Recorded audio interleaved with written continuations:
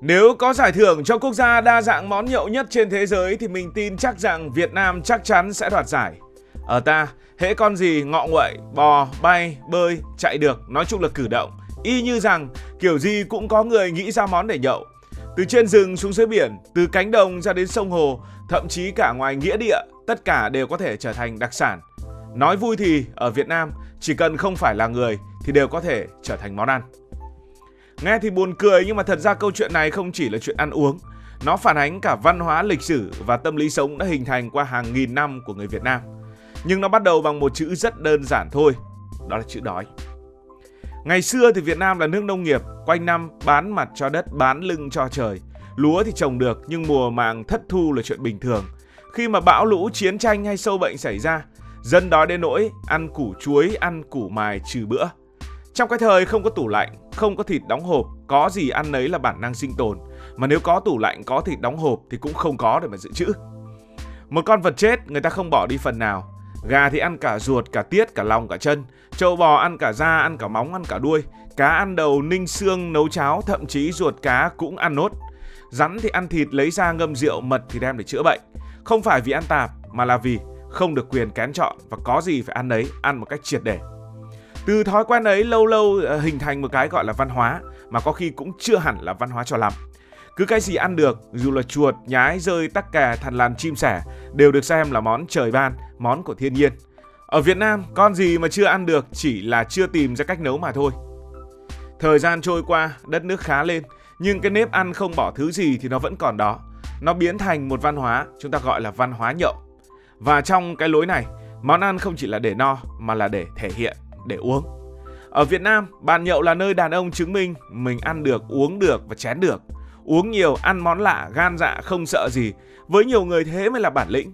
Mà món càng lạ, càng ghê, càng hiếm thì càng đáng tiền và càng đáng mặt. Thế nên thịt chó, thịt mèo, thịt rắn, thịt trồn, thịt nhím, thịt dơi, thịt khỉ, thịt trâu, thịt ếch, thịt chuột, thịt vân vân và vân vân. Cái nào nghe càng khiếp thì càng dễ để mà lên mâm. Cứ nhìn một mâm nhậu là thấy rõ tâm lý ở Việt Nam.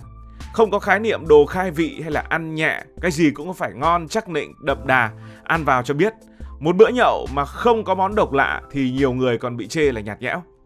Vì vậy, con vật nào càng hiếm, càng dị, càng được dễ tôn vinh thành đặc sản. Mà có khi lại càng được tôn vinh là con này bổ âm, bổ dương, không bổ ngang cũng bổ dọc. Cái hay mà phần lớn là cái dở của người Việt Nam là thích kể chuyện ở trên bàn nhậu. Không chỉ uống, không chỉ ăn mà còn để khoe chiến tích. Ví dụ, con này tao vừa bắt được ngoài bờ ruộng. Hay, con rắn này ngâm rượu 3 năm, uống bổ lắm, bổ hơn cả rượu bìm bìm. Hay, con này là đặc sản vùng cao, chỉ có dân bản mới có. Thế là mâm nhậu đã trở thành sân khấu để chém gió và kể chuyện đời. Món ăn không chỉ để nhai mà để nói, để khoe và để ghi điểm.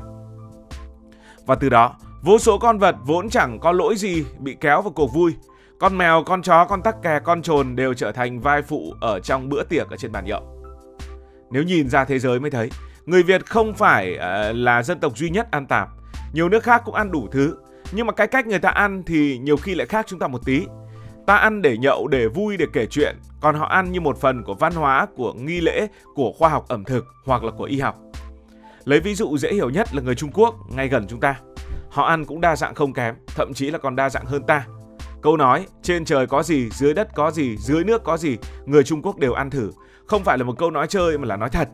Tổ yến, óc khỉ, bào ngư, hải sâm, rắn rết, bọ cạp đến con nhộng, họ đều có thể biến thành món ăn.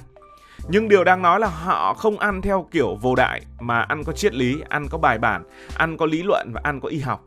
Họ tin rằng ẩm thực là một nhánh của y học. Món ăn không chỉ để ngon mà là để dưỡng sinh. Ví dụ, họ tin rằng thịt rắn ấm người tốt cho xương khớp, thịt chó ăn vào mùa đông, vịt mát ăn mùa hè, nhân sâm kỳ đà cao hổ cốt đều gắn với niềm tin ăn gì bổ nấy. Đầu bếp Trung Quốc cũng thường là những người có tay nghề. Họ biết cách xử lý nguyên liệu vừa giữ được vị vừa đảm bảo an toàn. Những món ăn như là Phật nhảy tường, vịt quay Bắc Kinh hay là súp tổ yến đều là những công trình nghệ thuật ẩm thực, được nấu theo một quy trình chuẩn, công thức lưu truyền hàng trăm năm. Nói đơn giản, người Trung Quốc thì ăn kỳ quặc nhưng mà họ không ăn liều. Họ không bê nguyên con vật lạ lên bàn nhậu cho vui. Mọi thứ đều qua chọn lọc, qua nghiên cứu và tôn trọng âm dương ngũ hành cân bằng. Vì thế mà ăn tạp trong văn hóa Trung Quốc thì không hẳn là ăn tạp mà là ăn nhiều hay là ăn đa dạng. Rồi sang Hàn Quốc, người Hàn nổi tiếng với món bạch tuộc sống chẳng hạn. Nhiều người nước ngoài nhìn thấy là chạy xanh mắt vì con bạch tuộc vẫn còn ngoe nguẩy ở trên đĩa, cắt ra gắp bỏ thẳng vào miệng. Nhưng với họ, đó là món ăn truyền thống lâu đời gắn liền với vùng biển của họ. Người Hàn Quốc ăn như thế không phải là để thể hiện mà là để giữ nguyên hương vị tươi và năng lượng của biển. Với họ, ăn bạch tuộc là ăn sự sống, là nếm vị của đại dương. Mọi thứ được làm sạch, cắt đúng cách, tưới dầu mè, rắc muối vừng. Món ăn ở nhà hàng hẳn hoi, không phải là cứ bê ra quán nhậu vỉa hè, vừa ăn vừa jojo rồi cũng chẳng quan tâm cái gì đang ở trong đĩa. Ẩm thực Hàn Quốc cũng có tính kỷ luật rõ ràng. Họ có những món tượng trưng cho từng mùa, từng dịp lễ, thậm chí là từng lứa tuổi. Kim chi, gạo nếp, rượu gạo, thịt bò, tất cả đều mang một câu chuyện văn hóa, chứ không phải ăn để khoe, ăn để sướng. Người Nhật thì khỏi nói, ăn rất là tinh tế.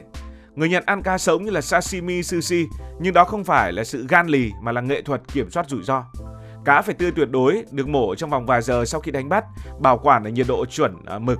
Dao cắt thì phải siêu bén, đầu bếp phải học nhiều năm mới được chạm vào cá nóc, vì chỉ cần lệch một phát là người ăn sẽ đi đời. Mỗi lát cá sống được xếp trên đĩa như một bức tranh. Người Nhật ăn bằng mắt trước, bằng mũi sau và bằng vị giác cuối cùng. Với họ, ăn là nghi lễ, ăn là sự tôn trọng với thiên nhiên. Còn ở ta, nhiều khi ăn chỉ là phần khởi động trước khi uống. Ngay cả người Thái, người Lào, người Campuchia, mấy nước gần gần chúng ta thì họ cũng ăn côn trùng, ăn nhộng, ăn dế, ăn ve, ăn sâu tre. Nhưng khác ở chỗ, họ coi đó là đặc sản vùng miền, chế biến tương đối kỹ và xem như món ăn đường phố. Ở Thái, chợ đêm có nguyên dãy bán côn trùng chiên giòn như được xử lý, chiên vàng, rắc muối ớt và bán như là bim bim. Người ta ăn vui miệng chứ không bê nguyên cả đĩa ra bàn nhậu, rồi là tưới rượu trắng, rồi là hô yo ẩm ĩ. Món côn trùng của họ đã đi vào văn hóa du lịch, được quản lý, thậm chí là còn xuất khẩu. Trong khi ở ta, cứ món nào có rượu là ngon, không công thức, không kiểm nghiệm, không nguồn gốc, chủ yếu ăn để mà uống cho nó vui. Nhìn rộng ra thì mọi quốc gia đều có sự liều ở trong ăn uống, nhưng người ta có điểm dừng, người ta có nguyên tắc. Người Trung Quốc ăn để bồi bổ, người Hàn ăn để cảm nhận vị sống, người Nhật ăn để tôn trọng thiên nhiên, người Thái ăn để khám phá hương vị, còn người Việt ăn để chém gió, ăn để nói chuyện. Nói một cách văn hoa là ăn để gắn kết, nhưng mà thực tế là ăn để có cớ để mà nâng ly.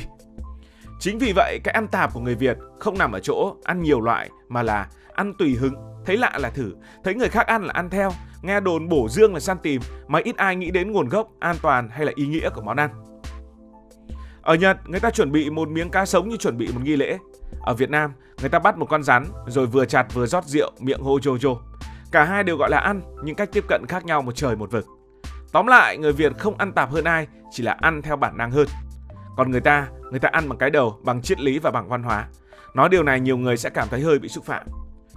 Vì thế, dù đều ăn lạ, ăn nhiều, nhưng kết quả hoàn toàn khác nhau. Một bên được gọi là nghệ thuật ẩm thực, bên này được gọi là nhậu tùy tiện. Cái văn hóa ăn hết của người Việt thật ra có hai mặt. Một mặt đó là nét tốt, nó thể hiện tính tiết kiệm, trân trọng thức ăn, biết quý hạt gạo, biết quý củ khoai. Nhưng mặt khác nó khiến chúng ta dễ trượt sang thái cực kia, đó là ăn cả những gì không nên ăn. Con gì lạ, con gì hiếm, con gì nghe đồn bổ là săn là ăn cho bằng được. Ở châu Âu, nếu bạn ăn thịt chó hay là thịt mèo, người ta sẽ nhìn bạn như một người ngoài hành tinh. Ở Ấn Độ, nếu mà ăn thịt bò là một tội trọng. Ở Hồi giáo ăn thịt lợn là cấm kỵ. Ở Nhật ăn cá nóc phải có giấy phép vì dễ chết. Còn ở ta, đôi khi chẳng có ranh giới nào cả.